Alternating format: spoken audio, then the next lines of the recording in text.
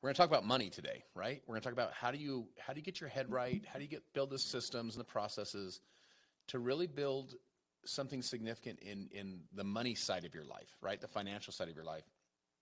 We'll talk about this, but the word rich, there's different like kinds of rich, right? Rich in relationships, rich in your health, those kind of things. But today we're specifically talking about finances and money and getting your house in order and making sure that you have, what it takes to weather the storms and also live an extraordinary life. So I have Shamina Taylor on. She's an expert in this world, and she's so unique because she comes from a legal background. So she didn't start as like a social media influencer. She started a more traditional route, but she's really built an incredible tribe of people, both through her podcast, the Unapologetically Rich Show, as well as her book, which is Unlocking the Quantum Woman. And she really helps focus specifically with women on helping them to get their money stuff figured out. So Shamina, I'm so fired up to do this with you. I appreciate you making this effort. And this is such an important subject. So thank you for being on. Thank you for having me today.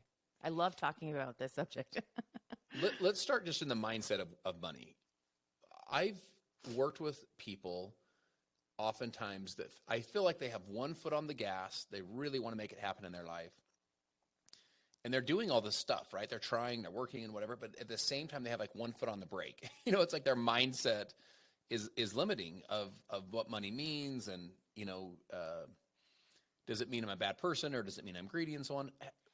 Walk through how you help people overcome some of the mindset sides of money to help them just, open themselves up to really go for it, to put both feet on the gas. I couldn't agree with you more. I feel like that's one of the biggest things is the mindset when it comes around money, because you could have three people doing strategically the same thing, but Sarah has a more, expanded idea about money, and she's going to get right to that million or 2 million way faster than, Susie and Sam, because she has an expanded belief that it will work. So what I first start off with when I find somebody, who's wants to elevate or expand their money mindset is to find out what you actually truly believe right now. Like, what is your current belief? Do you believe that money is all available for us? Do you, many people say, oh yeah, it's there, it's available. Okay, let's get a little deeper, All right, well, what do you truly believe? Do you believe it can come easily to you? Do you believe, rich people are bad? And if you actually start going into the discussion with them to find out what could be a very dormant or subconscious belief system actually is running the show, because our subconscious mind is always running our emotional state, and our emotional state is always bringing us through to our current reality every day as we're living.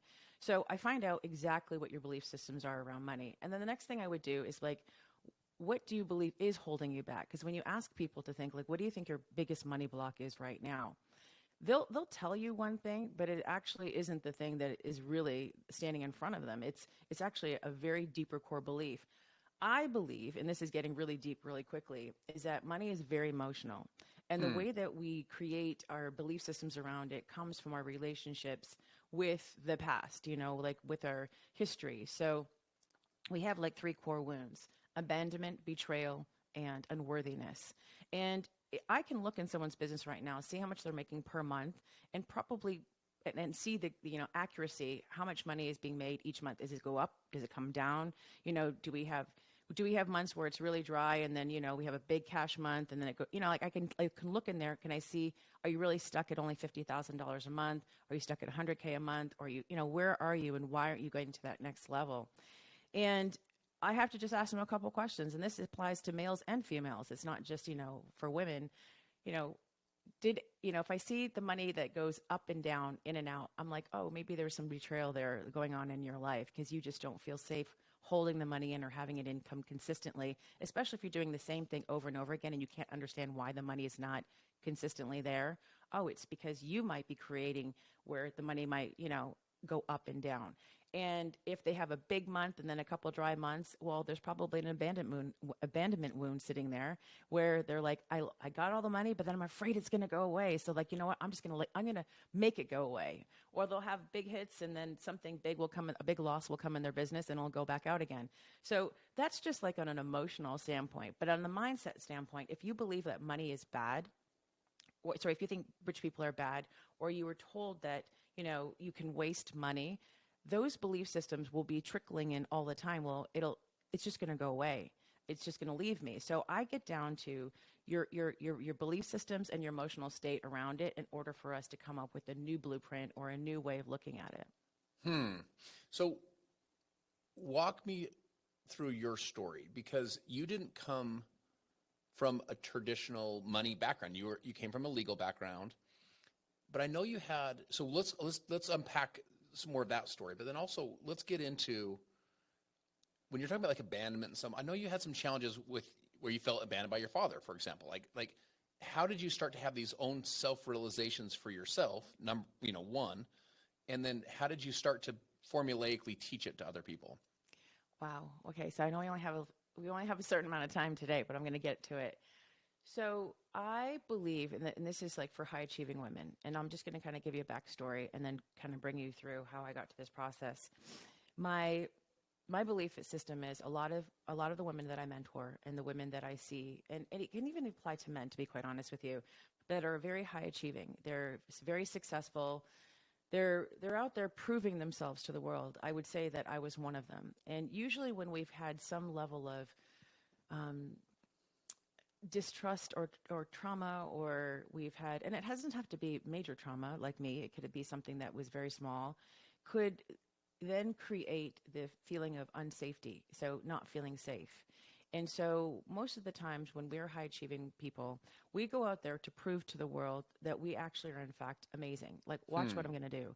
Look at me. I have 3 degrees, by the way. I have a business degree, a political science degree, and a law degree. I mean, I was out there proving to the world, like, you got to look out, like, look at this lady. And when you're a high achiever, you don't have the feeling of worthiness because you're always looking to the outside to validate who you are. And that stemmed from a very small child that I was with my father. And so my sense of feeling very, worthy was taken away, let's say, at a very young age, and I became a victim. And so when you get a victim mindset that gets placed in there, scarcity goes hand in hand with victimness. So while you'll see some people being very successful, as I was, in my career, there still was that scarcity mindset behind me, with the victim mindset supporting it. And usually I can see that, when you're in scarcity, you're not in abundance, right? You're looking at what's missing, what's not there. So when I start working with people who are high achievers, like myself, I start looking to see where the story is. And for me, the story stemmed from my childhood. And so I'll explain to you. I was about 16 years old, and I found out my dad was cheating on my mom, and which was a big blow to our family in that time. And I said to him, I said, if you don't tell Mom, what's going on, I'd ran away from home that day. And I said, if you don't tell Mom what's going on, I'm going to tell her.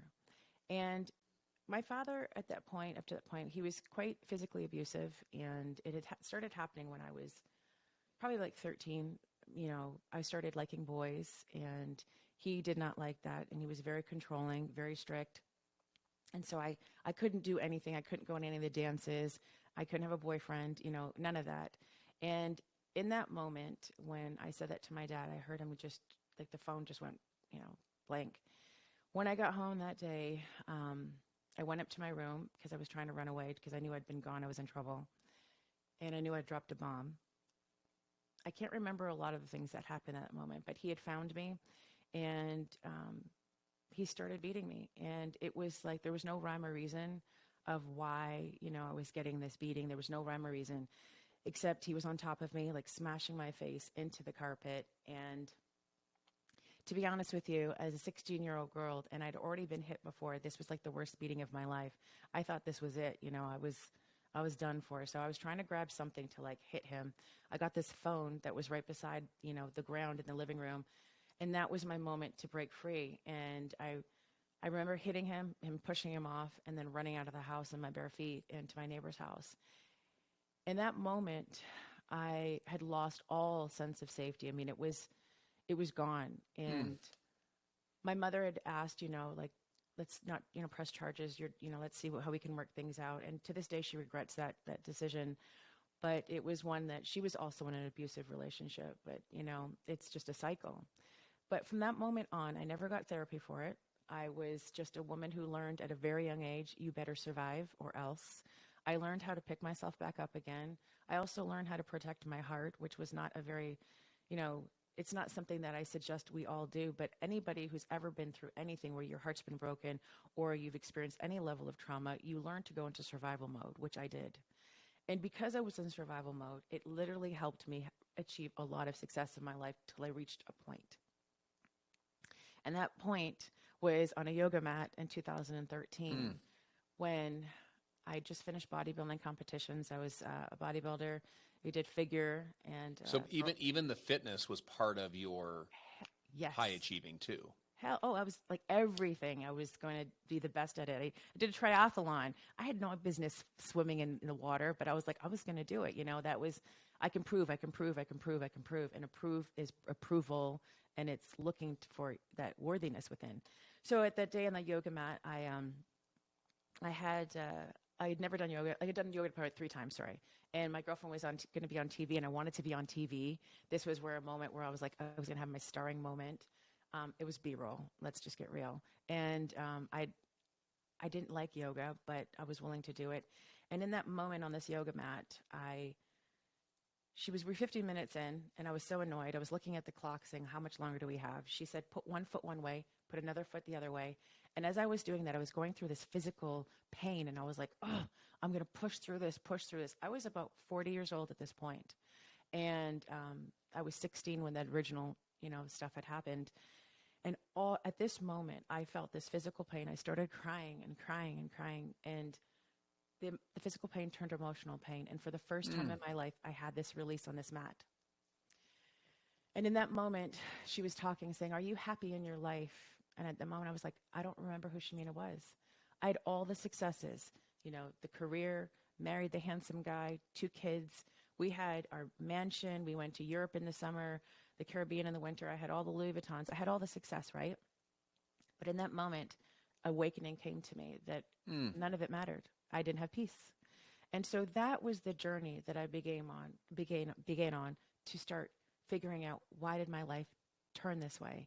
And I've spent the last 11 years working on it and healing myself and figuring out, because when you have trauma, it compounds over time because you become a victim. So every moment in life you become this victim. And I realized that I'd been a victim. And so I was like, I was no longer going to be a victim to my life anymore. So I changed things. And as I started learning to heal and go through the process, my consciousness shifted. And then I saw I can apply this to money. And it was the most remarkable thing having that tie together. So can I unpack a couple parts of this story? That is such a deeply personal and emotional and unfortunately for many people a very relatable story, at least elements of it. So let me start here. Where's your relationship with your dad at now? We don't have one. So did the relationship in essence end right then, or was it later? No, actually I stayed with my dad having this relationship for years, and he was still like he was emotionally and verbally abusive for a long time. And I tried because I really wanted my father's love. Every child wants that. And I haven't seen him since 2019. My mother finally recently divorced him. And so we're finally putting that behind us. A lot of things came out of the closet with my father over the years that we didn't know about. A whole nother family. I mean, it's a made-for-TV movie. And so I don't have a relationship with him now, but I feel healed from it. It took a long time to get here to say that. And not every person that, is meant to be in your life, even your family. There's some people, unfortunately, for some people like myself, there won't be a relationship moving forward, but you don't always have to mend it. Yeah. I want to ask you this question. When you say I feel healed, I feel like I understand what that means for me. Tell me what that means for you. And I'll preface it by saying, for me, it's like, I don't have to forget, but I can forgive for me. In other words, I don't need to drink the poison and hope that that you die kind of thing. Like I can move on for myself. Explain what healed means for you. I don't have an emotional charge to it anymore. That's a great way to say it. There's no trigger around it. It's because everything that stemmed from that day was in every interaction with people in my life. And it was always, that was always, you don't know what happened to me. Like, you don't know what I've been through. You don't know my story. You don't know what, basically what I was saying, you don't know my father doesn't love me. And that's what I feel like. Cause you don't know what I've been through. And now I don't have to justify it. It's neutral.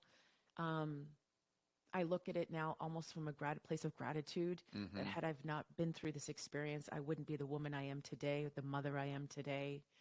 My kids have such emotional intelligence from the intelligence that I had to gain.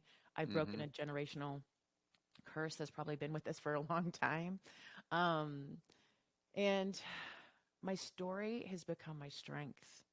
And that's how I know I've been healed from it. And honestly, I had to go through this last aspect when it came to dating and men, because I thought the bigger story was, already taken care of.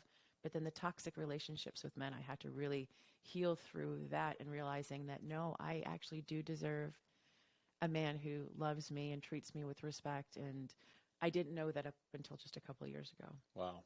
Wow. Thank you so much for sharing that. That is, by the way, that litmus test, do I have emotional charge on it? That's a great litmus test. I think the second one that you identified is another great one, which is, in my own relationships, am I feeling healthy and healed? So I just appreciate you diving into that. Let me ask you this. How did the victim mentality show up for you? Either in mindset, in speech, in actions? Like, because I think you could look at your life and say, this girl is not a victim at all. Look at her. She's 3 degrees. She's doing triathlon. She's doing fitness competitions. Like, you didn't look like, poor me on the couch. Like, you were out there making things happen. So how was it showing up for you? How was it manifesting for you? And then the second part of that question is, how did you shift from like a victim to a victor? Like, how did you shift the mindset? Well, one thing that I would say is that when you don't feel good enough, and it's a subconscious thing, you're proving yourself. You are out there getting the accolades. You are out there showing the world, you better look at me, watch out. Like, I'm here. Like, this is it. And I'm going to be the best at everything. It's almost one of those things that drives people, because they're like, I'm going to show you. Like, you underestimate me, watch what I can do. But it was coming from a place of seeking and needing validation. And that was a hard thing to say out loud for a long time, because I just thought, well, I was just a high performer, I'm an overachiever, I get things done. But it was being fueled by a feeling of this little girl within inside of me that she wasn't being fully seen as herself. And that translated to me always having to prove myself. And the relationships that I was forming, they weren't based on true connections, I don't believe. They were based on, like, look at her, look what she has. Look, I want to be around that, as opposed to a deep connection that I create now with people on a different level, a heart-to-heart connection. My heart was not open to connect with people, but my accolades were. Yeah. And in my resume, absolutely. People want to be around people like that, right? Oh, so interesting. Yeah. You were doing, it was almost like it was the victim mentality was manifesting itself in a very different way than the normal. 100%. The normal, like, I'm blaming the world. You were like, you kind of channeled it into extreme high performance, which, by the way, you really still have in many ways. But I feel like maybe you shifted from why you needed it now. Is that fair? Exactly. That's it. You just nailed it. It's like when I had the cars, the success, and all those things to show you, look how I have it. Now it's like, no, I have these things, but they don't make me who I am. Yeah. Yeah. They're not an identifier to me being the greatest anymore. And I think this is where our industry needs this shift in this. It's like, I don't need the things or the success or the millions to make me validated or who I am anymore. I just get to be great and those things. And that, to me, is the shift from scarcity and victim to an abundance, full on, healed version of myself. That's so powerful. By the way, that's subtle, but that is so significant. That is so powerful.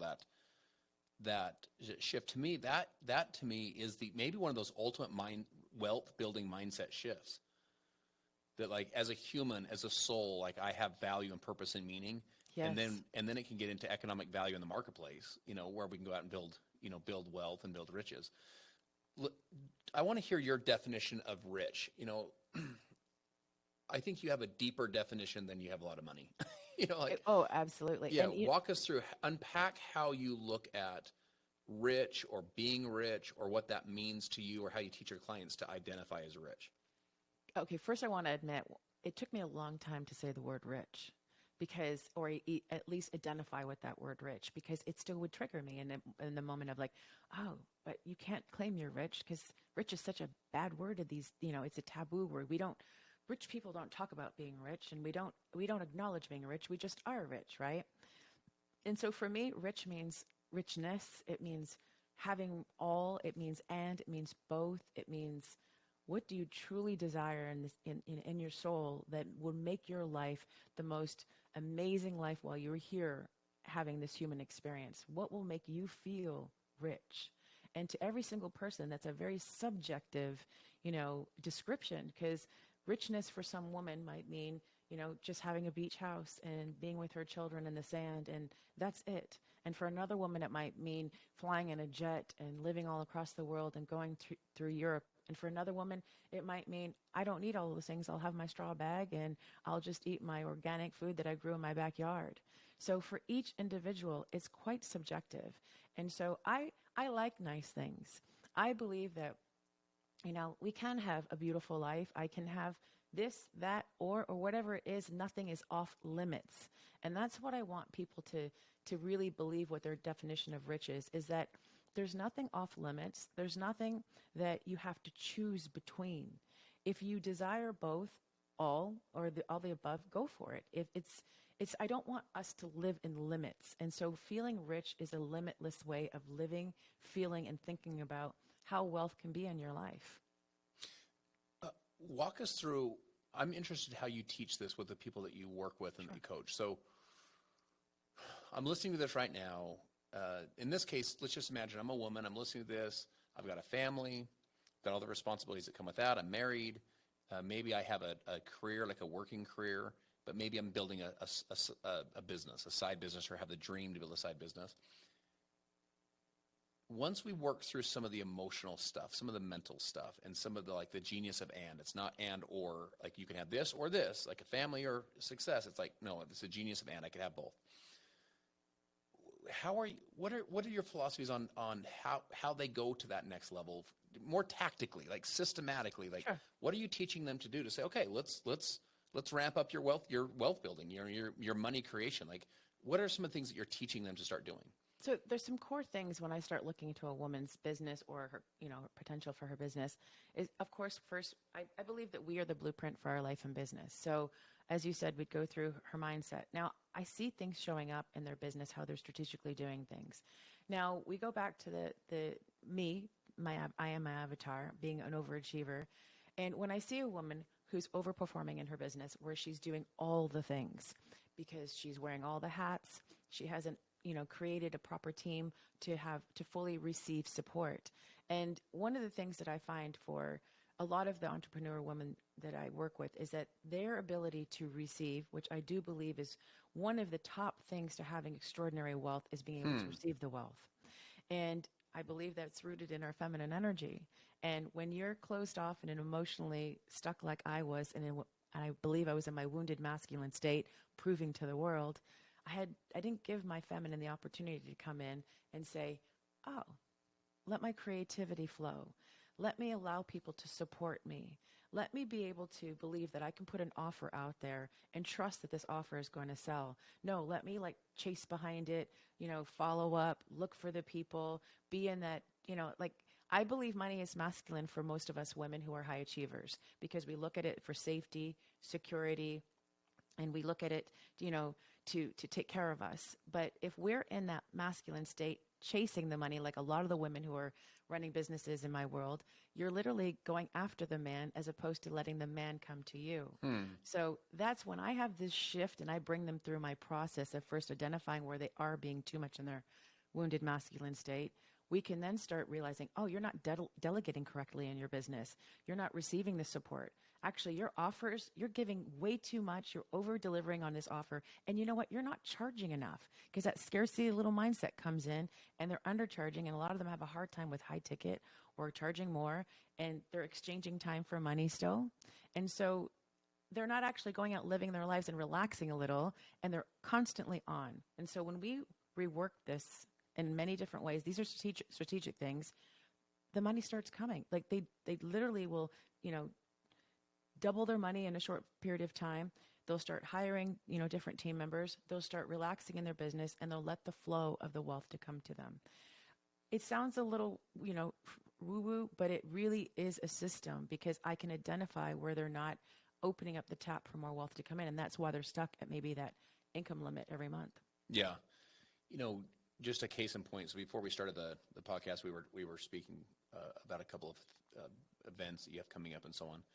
And you immediately jumped on like a group chat with your, like an audio message with your team, and had your team, solve a couple of problems. And I think, to your point, wealth is hidden to those that have to do everything themselves. Absolutely. And it's unlocked to those that can learn to create leverage. It's almost like, if you let it go, you get it back, kind of the boomerang effect a little bit. Like you give the seed to the soil and you nurture it, and then you get back 1,000 bushels of grain versus, holding on to the 1 bushel. And you invest the $1 in the marketplace and you get back $10. Like that was in other words, you let it go and it comes back. You live that. You built teams and built systems, and you help people to build teams and systems to where they can get into their zones of genius, and where they can really produce at a high level. But to your point, also have peace in the other areas. She's too controlling. And this is part of not working through trusting and allowing, which the feminine is. And so this is the process of really bringing through, because I usually know that behavior came from something like me. And so when we can work through that, what's in sitting right there, her potential for more wealth it completely explodes, because there's no longer this, well, what if this goes wrong? I have to protect myself. All of us love, let me rephrase that.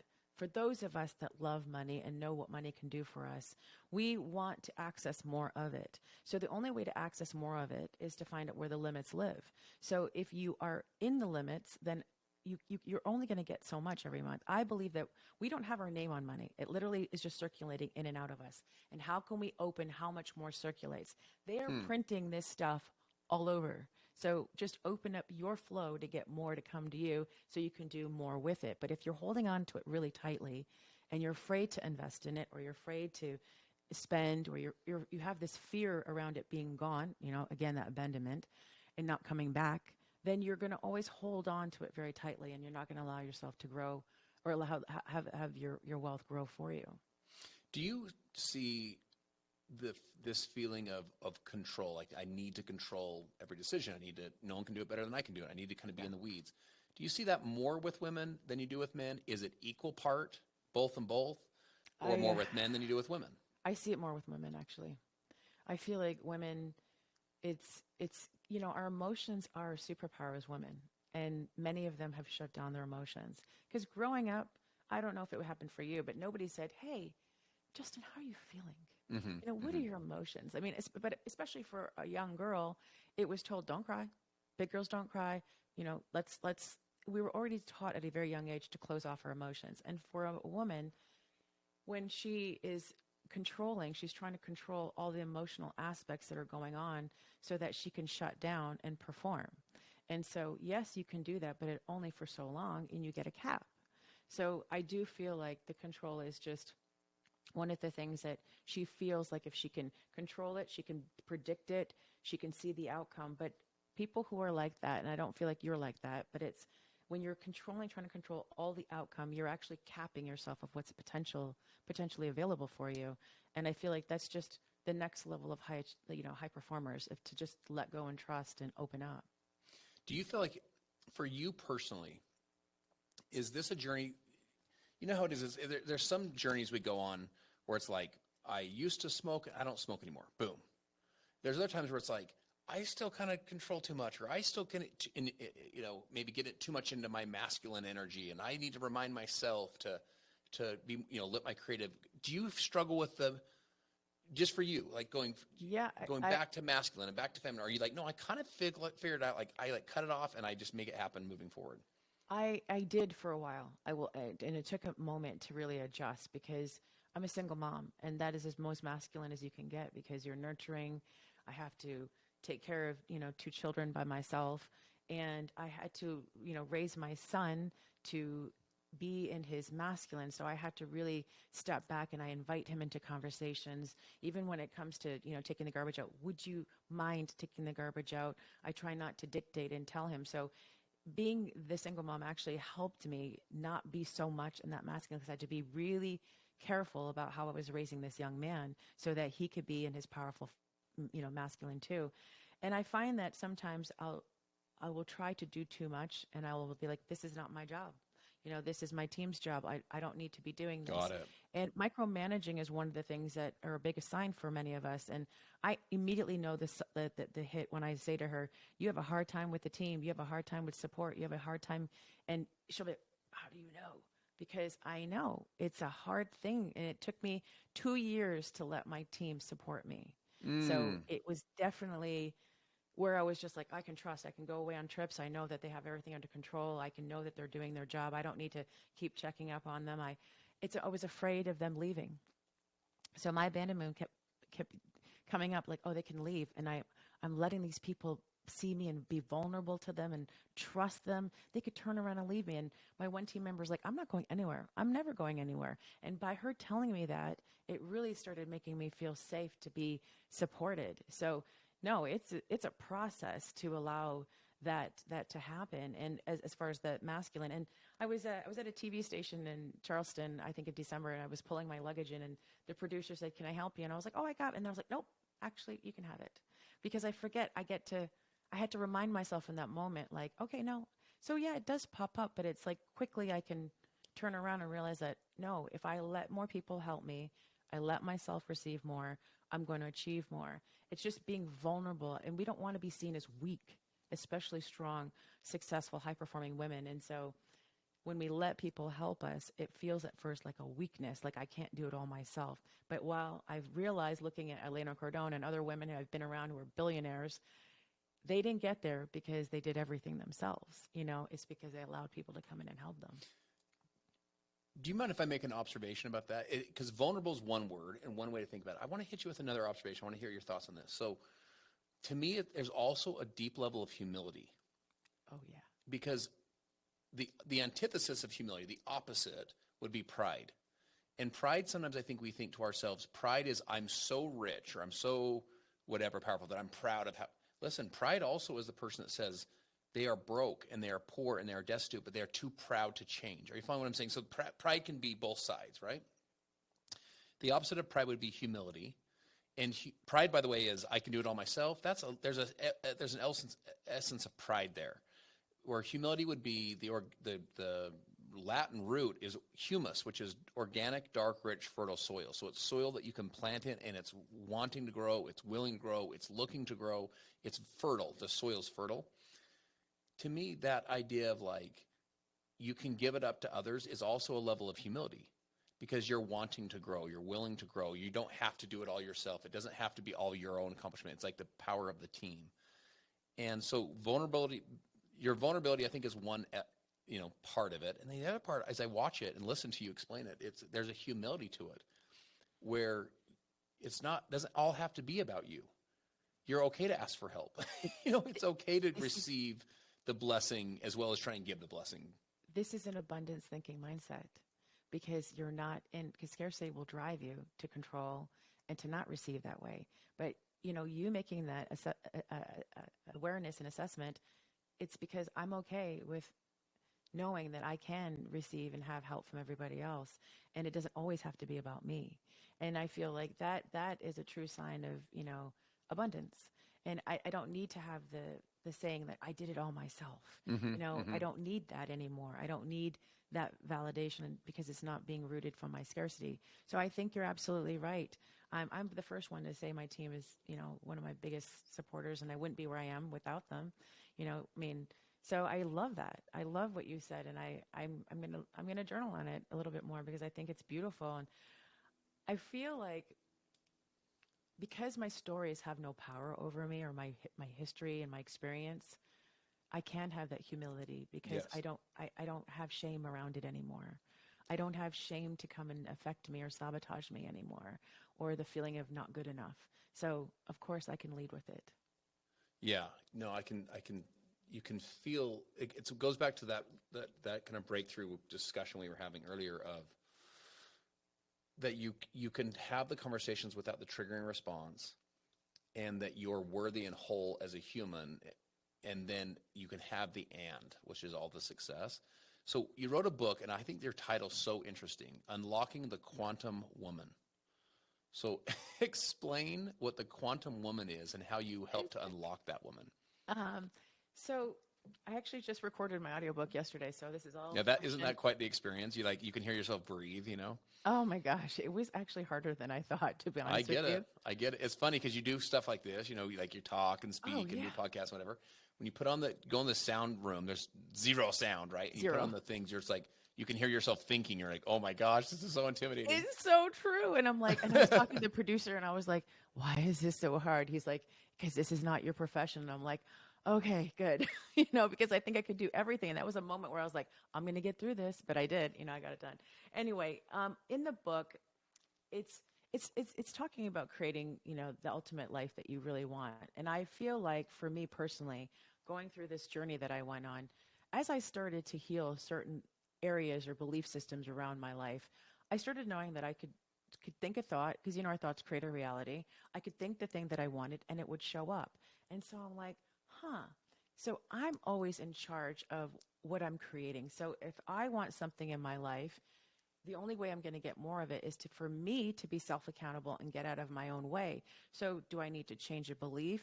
Do I need to change, an emotion? Do I need to heal something? So I created this book showing people how I was able, and I have 4 keys to unlock this quantum woman inside you. I believe the quantum woman is a woman who gets to have it all. She's one of the wealthiest women in the room.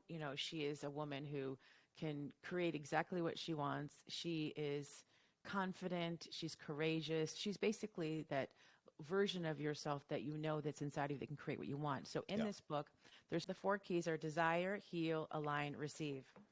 And once you learn to differentiate between your goals and desires, I believe, come from our soul. We just don't know why we want something, but we want it, and we can't justify it. And I believe if we feed more of those desires, the wealth that we desire, the life that we want to create will come to us faster. So I bring you through these 4 keys on how do you unlock to create the dream life that you want.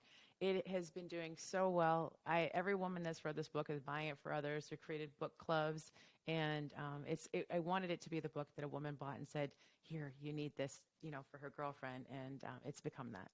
Yeah, those 4 steps and 4 keys that you talked about unlocking, so much of that is this journey that you went on, right? Yes. You desired it 1. You, what was number 2? Heal. Yeah, you healed 2, and then you aligned, and then 3 was received, right? The fourth was received, yeah. 4th is received. Beautiful. Yeah, it's so powerful. Because if you're not in alignment with yourself, like for me, I have reached this level where integrity is alignment for me. Everything has to sit right in my soul when I do something, or else my energy will not be aligned. It'll be off everywhere. My launches, any programs that I do, any client that I bring in, if I'm not fully aligned with who I'm being in this moment and how I'm, receiving the money, the client, it will never be a good exchange. So I always use that as like the paramount of, who I'm being in this moment. And I feel like it's been one of the greatest things actually that's changed my life. Because when I say I'm going to do something, I'm going to do it. Yeah. When I give you my word, I'm going to do it. And that means I'm holding my word to myself. I have a chapter in my book called Live an Intentional Life, and there are 4 words that John Maxwell said that I was at an event with him, a small group of us in Costa Rica. 4 simple words, and it really made this indelible impact in my life. Live an intentional life, because you know how it is. Most of us live in a world of reaction to distraction versus a world of intentional creation. We live, we breathe, we die, it's over, and we just reacted the whole time. We didn't actually intentionally create it. And so I talk real deeply about this idea that who we really are is we're creators. And one of the things that you just started with, what I want you to see if you could dive into this, maybe go a couple levels deeper, which is that you intentionally create your thoughts. And I know it sounds simplistic, but it's like, that's where it starts. Like, what life do I want to live? That's it. to your point of like, what do I want to do? And by the way, maybe you take off the guardrails and you say to yourself, what life, if money wasn't an issue, if that wasn't That's my it. thing, what would I be doing with my life every single day? That's it. Where would I live? Where would I travel? Walk through the thought first, just your philosophy on unlocking and creating, because you first create, in essence, spiritually. In other words, it's a thought before it becomes a thing, right? Before it becomes real. Getting intentional with your thinking. I'd love to hear your thoughts on that. And then I'd also, where do you go from there, right? So you unlock it in your mind. You get hyper intentional with what do I want and what would I want to create? What kind of life would I want to design? And then what are your steps from there to start making that into real life? That this is so beautiful. I love that you're having this conversation with me, because I feel like if we were more intentional with how we wanted to live our lives, we would actually be living the lives that we would want to wake. I can't tell you, like Friday, I woke up in the morning, and this is like just on a personal level, and I didn't know what day it was, and I was like, oh, it's Friday, and I'm like, I love my life that I get to wake up like this, that I'm so grateful that this is my job. My life is this. Like, I help women transform their lives, and I wake up every day with this belief system of gratitude. Like, it overwhelms me because I have been intentionally creating. So the first thing that I do with most women is I ask them, exactly what you said. If money was an object, how would you be waking up every morning? Would it be to an alarm clock? What would your magical morning look like? And then, because many of them, they're trying to wake up at the crack of dawn at 5, trying to get everything done. Their nervous system is already in a hyper state in the morning. And I used to be that. Where me now, I'm like, well, I wake up easily, I meditate like, a little bit if I want to that day. I don't do it every day anymore. I used to do it for an hour every day. And then I journal or I read something. It's very relaxed because I created this life. This to me is how my dream life would look. Yeah. And so I decided, if there was a magic wand and I could just do what I wanted, what would it be? And then I stuck to it. I didn't waver from it. I showed up every day, like going to the gym. You create that, muscle memory in the creating your life. So I kept doing the thing over and over again until it became my reality, right? And so when I said, I want to go on this trip and the money came in for it, I went on the trip. I did exactly what I was supposed to do with the money when I said I was going to design the life. I didn't wait for a certain period. And for a lot of women, they're not in the desire state. They're in the, I have to, like I was before. I need to get this goal, have the success, check these boxes, and then I'll be successful. But for many of them, when they check those boxes, none of them feel that satiated feeling of what it feels like to feel like, this is life, because it's not coming from the soul. So to tap into the soul is to ask yourself the question of, if nobody was looking right now, if nobody was around, and it was just you and you, what would you want? And don't judge yourself for it, because what you want and what I want might be two different things. But you gotta live out what you want, so you're in full alignment with this life that you want to create. And the more we do that, the bigger the dream gets, I believe, because then we start believing that it works. We start believing that we can have the thing we want when we start living it.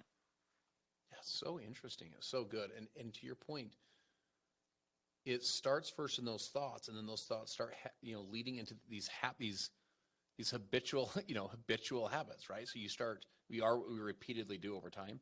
Tell us about your event on June 1st. I know you have a big event coming up. You do them regularly, but this is a big one. This is a big kind of special one. This is a big one. We're having a wealth consciousness event here in Chicago. The last time we had it, it was sold out very quickly. It was a big blowout event here in Chicago. We had, 90% of the people flew in. It's a full day of immersion. We actually do very actionable things to help women in their businesses, go from, let's say you're making a certain amount per month. We're going to walk you through the steps that you can do, tangible things that you can do to remove your money mindset blocks that might be happening right now. Also to get you into an elevated state of consciousness. Wealth consciousness is dependent upon our belief systems around our money mindset. So if we have, belief, like I said earlier, that, rich people are bad, that's going to depress where your wealth consciousness lies. So I want to show you how to expand in real time on a cellular level into another expanded level of wealth. when women are here, they're having this massive shift. They're having these ahas that happen for like weeks and months afterwards, because you're immersed into, an energy and an area where we're going to, bring you through journaling prompts. There are going to be breakout groups. I love workshops like this because in real time, you're going to see, and it's going to be an amazing networking event. Yes. I can't believe how many millionaires and multimillionaires were in this group. And then you think that, wait, they have money issues? You wouldn't believe it. But just because you have money does not make you rich. Your richness starts with you first, and how you shift into becoming an expanded, wealthy version. And then the money usually comes in a different way. But it's going to be amazing. So to get some more information, where can they follow you? Where could they go for more information on the event? We go to shaminataylor.com. You can go right there, and we've got our opt-in. We also have a free gift to give your audience. It's 10 daily moves, for the CEO to have more money coming in. We can give that to you to drop for your we'll put that audience. in the description as well. Yeah, and go check out the Unapologetically Rich podcast. Everybody who listens, they start making more money per month, because I don't know how to give free here. I mean, how people don't give them all the free stuff. I give you everything. Go listen to it and grab the book and come join our Quantum Woman group on Facebook. Love it. Shamina,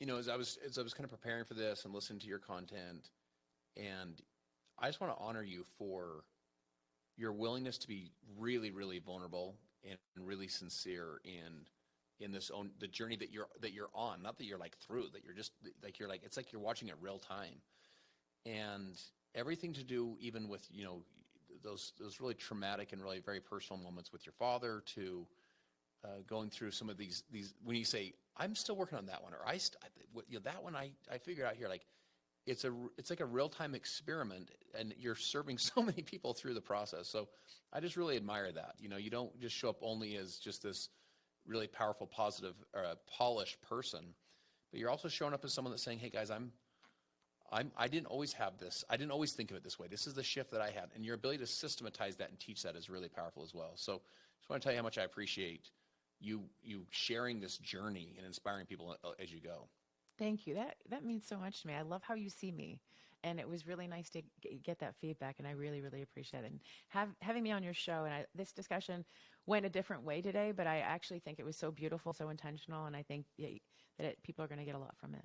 I love it. Thank you so much. So, my friends, make sure you like and subscribe and share this episode, and we will see you guys on the next Justin Prince Show.